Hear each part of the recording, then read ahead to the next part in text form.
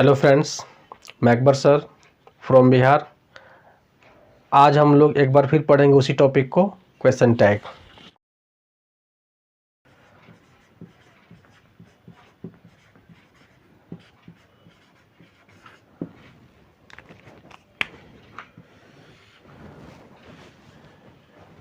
Question tag में हमारा जो टाइप था, how to select the subject of question tag.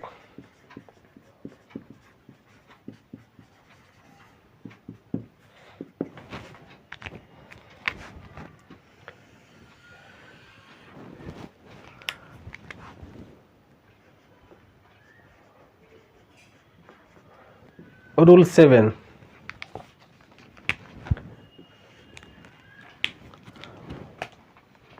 Rule 7 है, यदि स्टेटमेंट का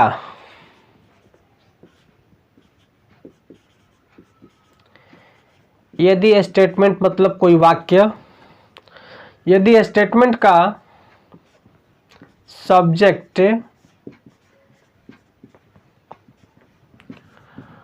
all of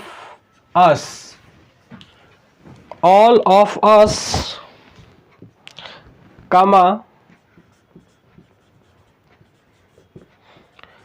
none of us, इसका मतलब होता है हम में से सभी लोग, हम में से कोई नहीं, none of us। उसके बाद है one of us, हम में से कोई एक। उसके बाद है एनी वन ऑफ अस, हम में से कोई एक भी। नेक्स्ट है सम ऑफ अस, हम में से कुछ। नेक्स्ट है मोस्ट ऑफ अस, हम में से ज़्यादातर। नेक्स्ट है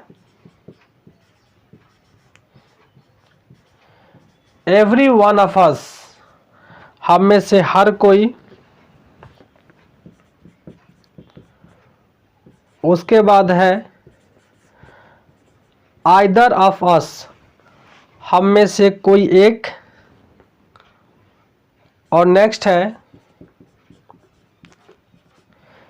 नाइदर ऑफ अस, हम में से कोई एक भी नहीं, इत्यादि। रहे तो क्वेश्चन टैग के सब्जेक्ट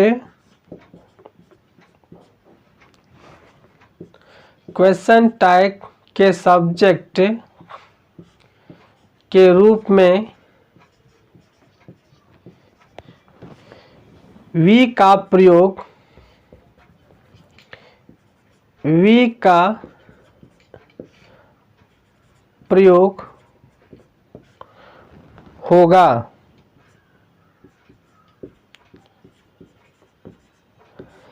लेकिन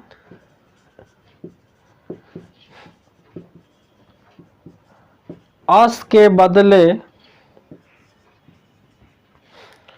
यू या देम रहे तो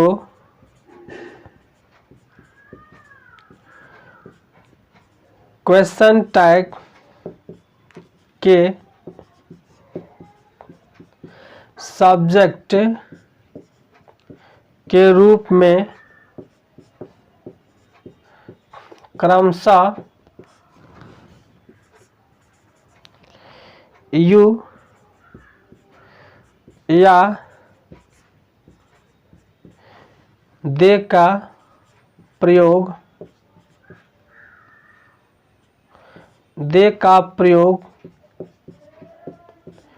होगा।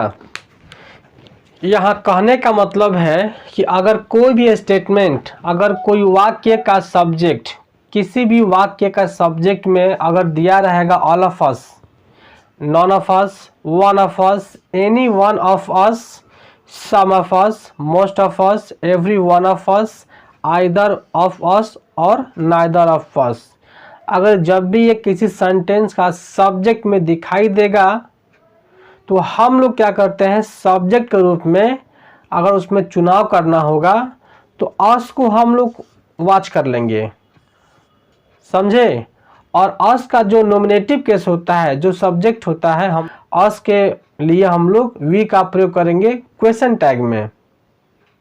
लेकिन उसी प्रकार यहाँ बोल रहा है कि अस के बदले कभी कभी ऐसा भी आता है कि जहाँ पर ऑल ऑफ अस है वहाँ पर दे देगा ऑल ऑफ यू, यहाँ यू है, या फिर दे देगा ऑल ऑफ देम।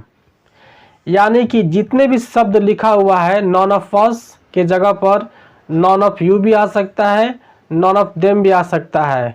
उसके बाद वन ऑफ अस के जगह पर वन ऑफ यू भी आ सकता है, वन ऑफ देम भी आ सकता है।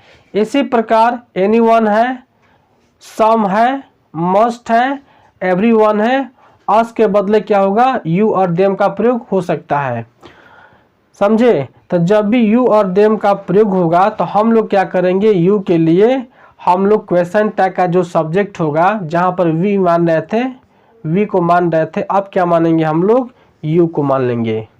और यदि देम रहता है तो क्या करेंगे हम लोग, दे को मान लेंगे। इस बात को ध्यान दीजिएगा। और ये भी ध्यान देना होगा कि जब भी ऑल ऑफ के बाद, नॉन ऑफ के बाद, वन ऑफ के बाद जब भी कोई प्रोनाउन आता है वो आपको ऑब्जेक्टिव केस में होता है, और ऑब्जेक्टिव केस होने के साथ साथ वो प्रोनाउन क्या होगा आपका, हमेशा प्लुरल में होगा।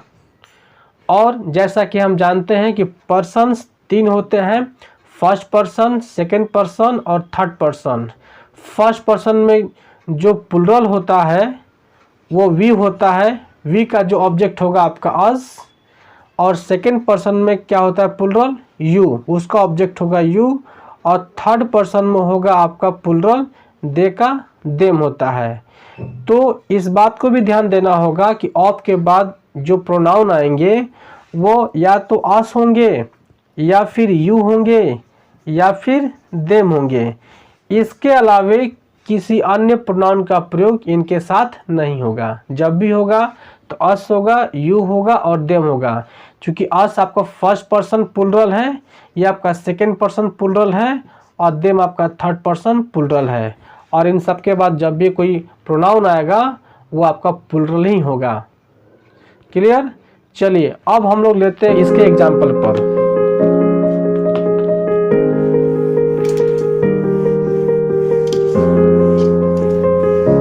जैसा कि हम देख सकते हैं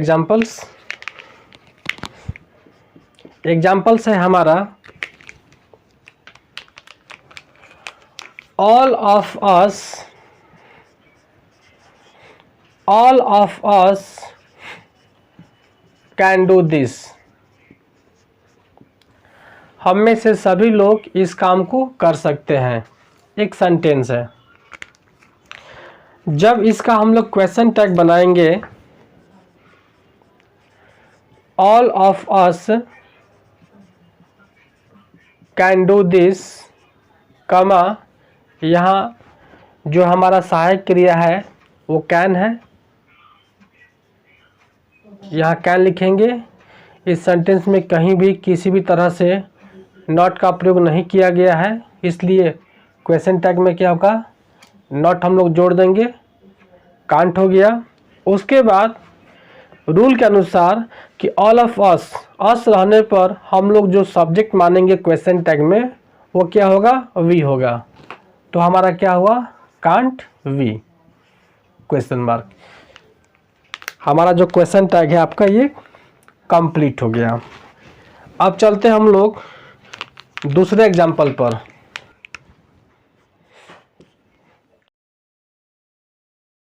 इसी प्रकार ऑल ऑफ अस के जगह पर अगर हम लोग यहाँ पर यू ले लेते हैं, can do this, full stop. तो जब उसका क्वेश्चन टैग में हम लोग कन्वर्ट करेंगे, जब उसका हम लोग क्वेश्चन टैग बनाएंगे,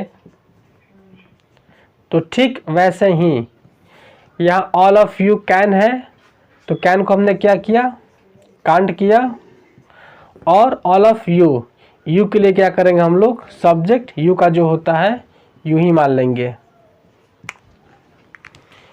एग्जाम्पल 2 जो आपका कंप्लीट हो गया। अगर यहाँ पर देम होता तो यू के स्थान पर क्या मानते हैं हम लोग, दे मानते, और इस तरह से हम लोग रूल 7 को समझ सकते हैं। एग्जाम्पल निगेटिव से भी ले लेते हैं एक क्वेश्चन, जैसे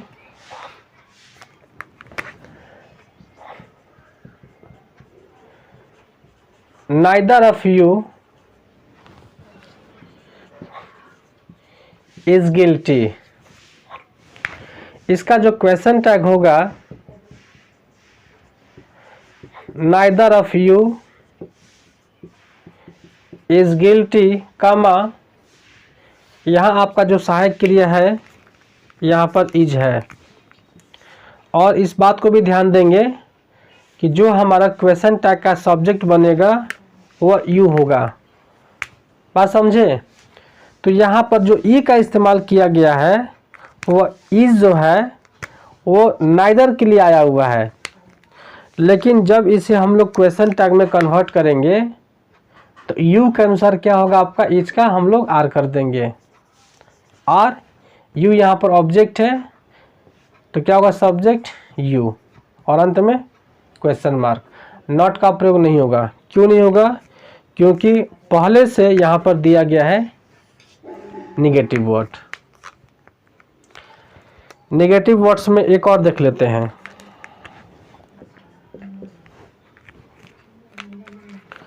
non of us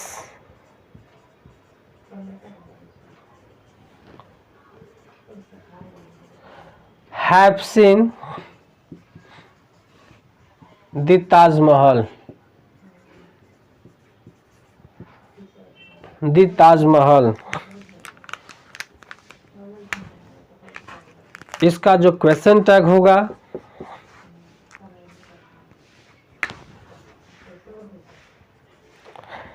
none of अस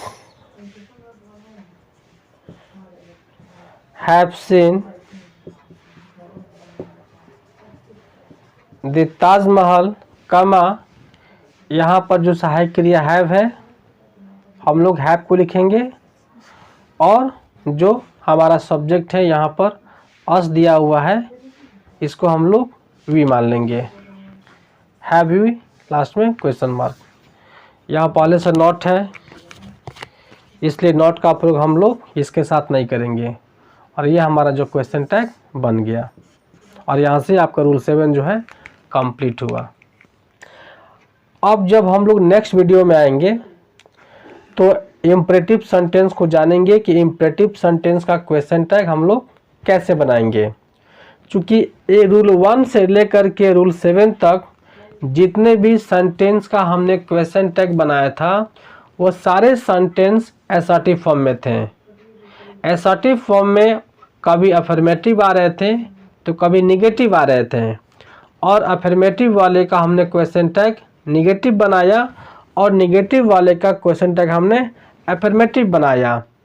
उसी प्रकार से हम लोग आगे बढ़ेंगे, और नेक्स्ट जो हमारा टॉपिक होगा इम्परेटिव सेंटेंस को कैसे क्वेश्चन टैग में बदलेंगे, उस चीज़ को हम लोग जानेंगे नेक्स्ट वीडियो में। तब तक के लिए गुड बाय।